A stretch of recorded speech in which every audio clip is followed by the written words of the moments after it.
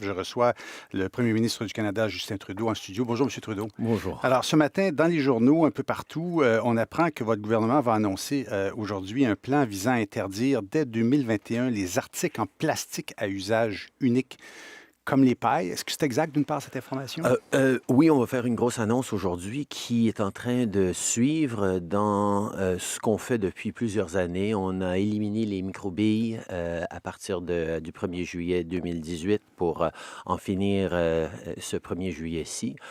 Lors de notre G7 à Charlevoix, on a développé une approche internationale sur laquelle plus que 20 différents pays se sont embarqués. Oui. Et nous, maintenant, on va annoncer notre approche qui va reconnaître que les problèmes de pollution par des plastiques, c'est un vrai enjeu, puis il va falloir qu'on s'y attaque. Ça va aller plus loin que les pailles, j'imagine. On va regarder dans la prochaine année les différentes façons de faire, les items qu'il va falloir qu'on élimine. Ça va être une approche où on va consulter, mais on va le faire en 2021. C'est ça. Donc, vous voulez vous présenter comme le gouvernement de l'environnement. En même temps, on ne peut pas faire autrement. Puis il y a eu des manifestations à Vancouver contre les pipelines, le fameux pipeline Trans Mountain dans l'Ouest canadien. Donc, on ne peut pas faire autrement que de se poser des questions sur la crédibilité environnementale de votre gouvernement. C'est comme si vous parliez des deux côtés de la bouche. Au contraire, ce qu'on reconnaît, c'est qu'il faut absolument agir sur l'environnement pour protéger l'environnement, et on est en train de le faire.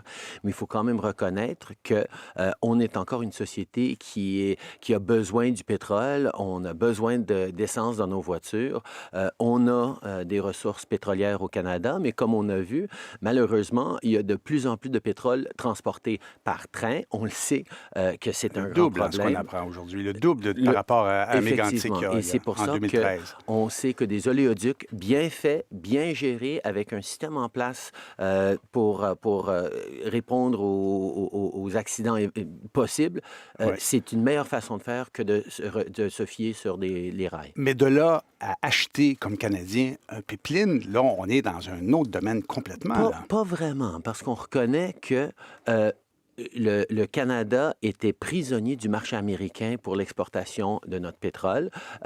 Il nous donnait un rabais épouvantable. On perdait énormément d'argent.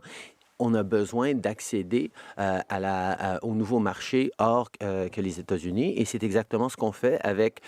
Et c'est pas c'est un nouveau pipeline, mais c'est de doubler un pipeline qui existe depuis 60 ans. Donc, un gouvernement qui veut se présenter toujours plus vert. Vous parlez beaucoup dans vos projets d'infrastructure. Et quand on parle d'infrastructure au Québec, quoique aujourd'hui, il risque encore d'avoir une annonce provinciale, fédérale sur la construction d'une route. Hein. On parle d'une route, la 35, vers les États-Unis. Est-ce que c'est vrai, d'une part, cette information? On continue d'investir dans les infrastructures nécessaires pour la province. Je ne veux pas devancer l'annonce qu'on va faire plus tard. Donc, une route. Pendant ce temps-là, je sais que vous avez investi dans le REM par un prêt au-dessus d'1 milliard, mais on attend une annonce officielle toujours de la fameuse ligne bleue.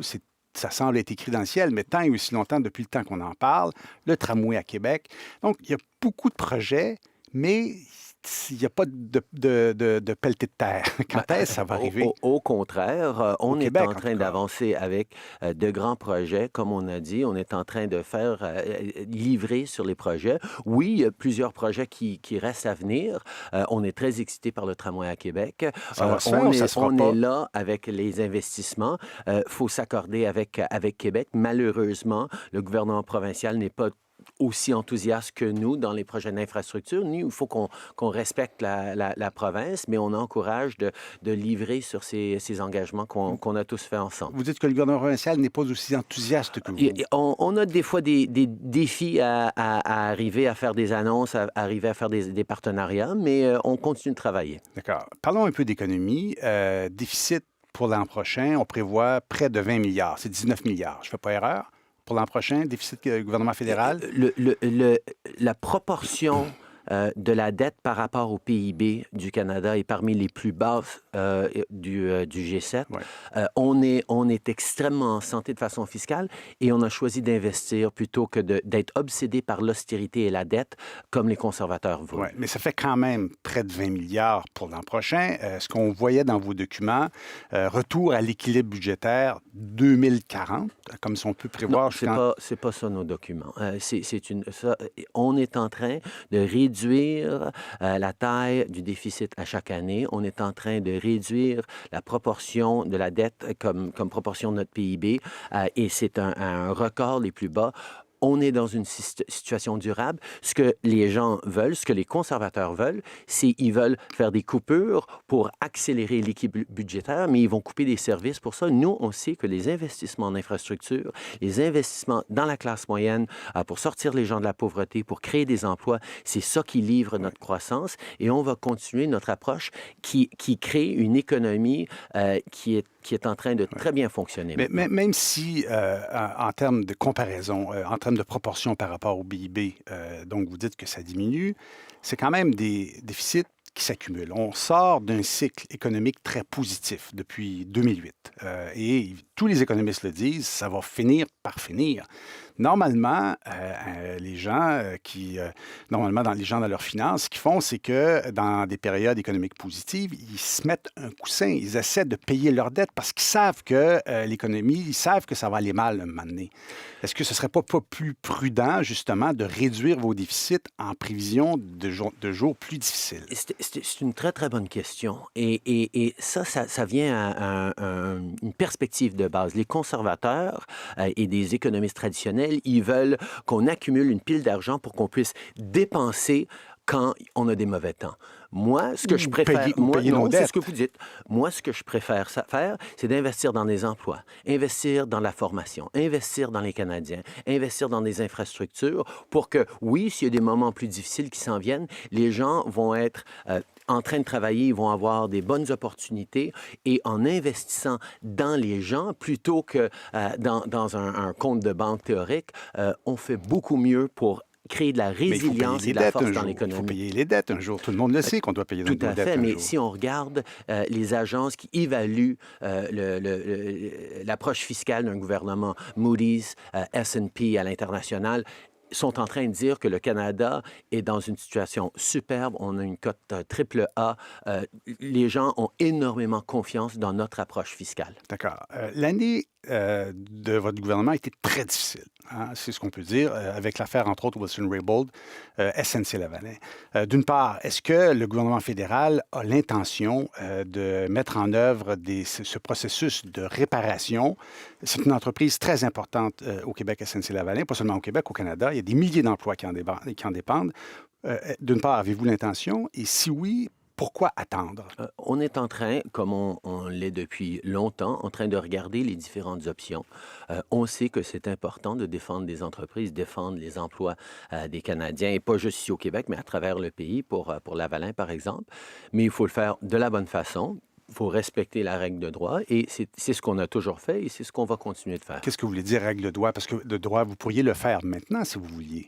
On est en train de regarder la bonne approche pour le faire. On respecte le processus qui se passe devant la Cour.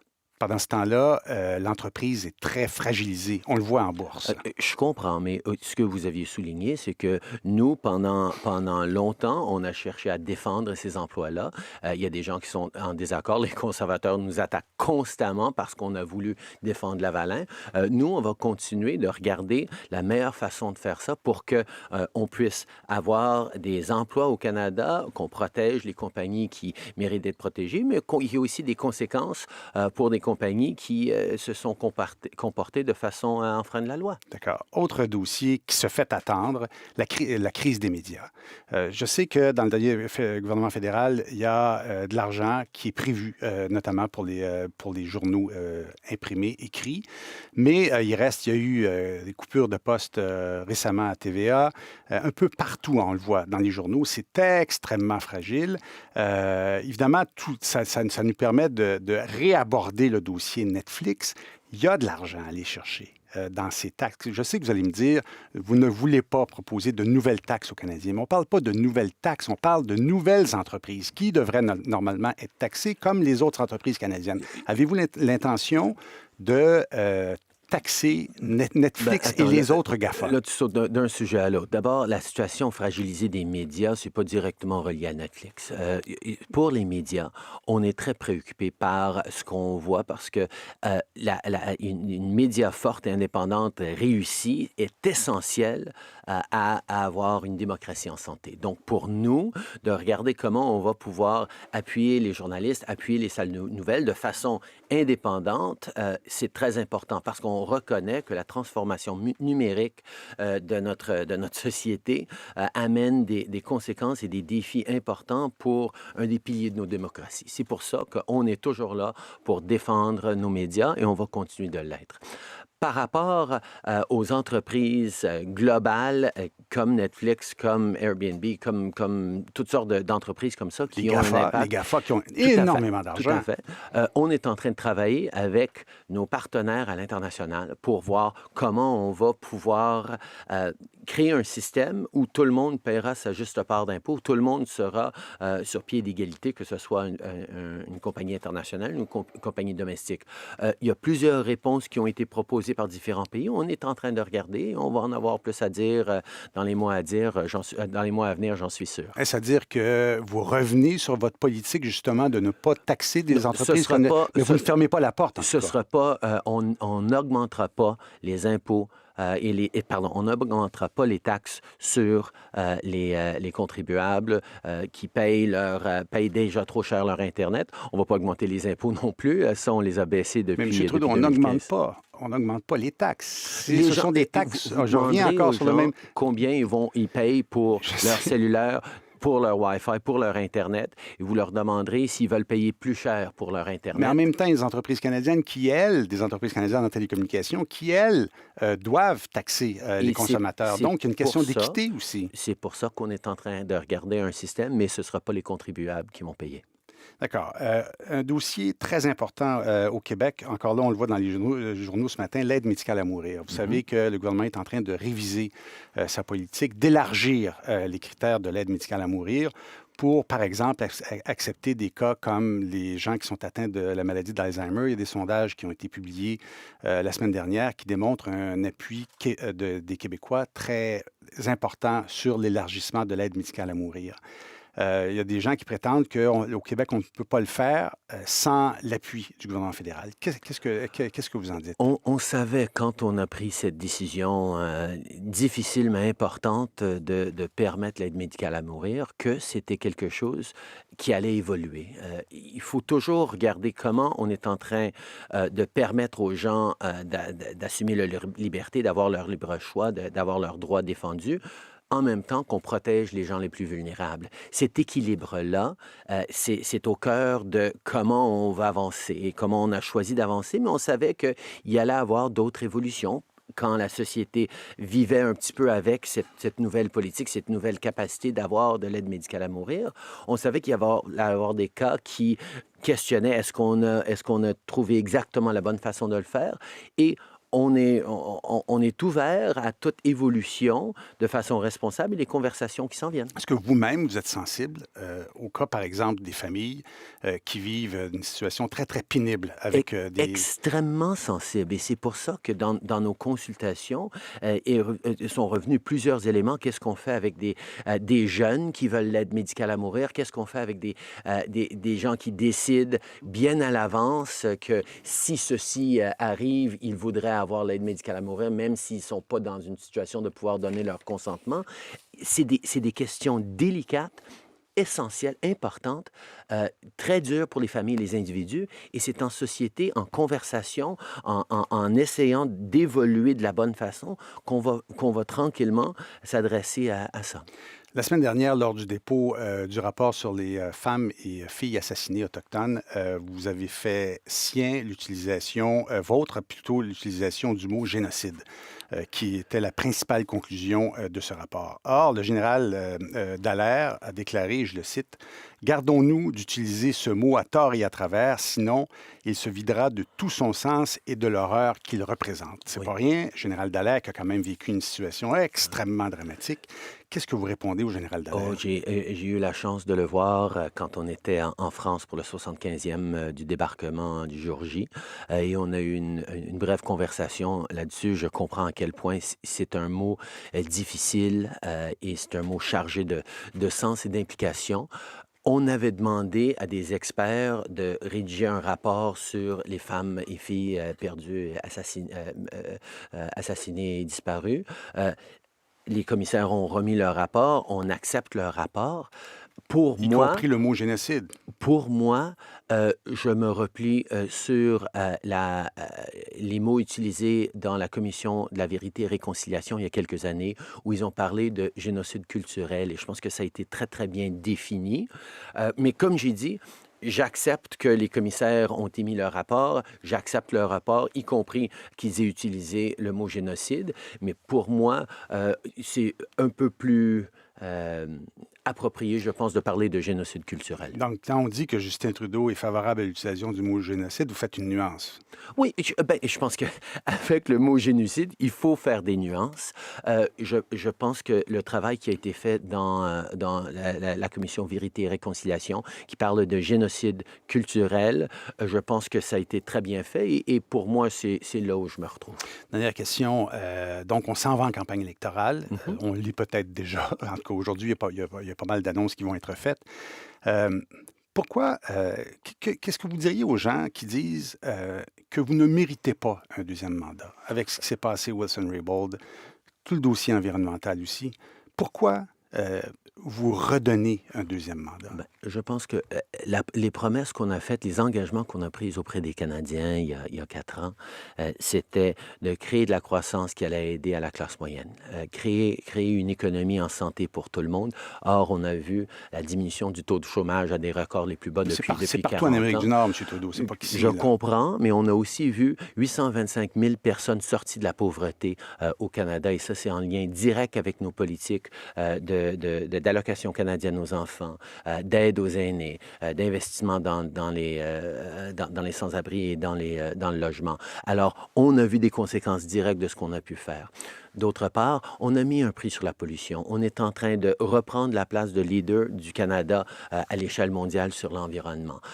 On est en train d'avancer pour protéger les droits des gens. On est en train d'investir dans les infrastructures. On est en train de faire une transformation de la façon que le Canada s'engage avec les peuples autochtones.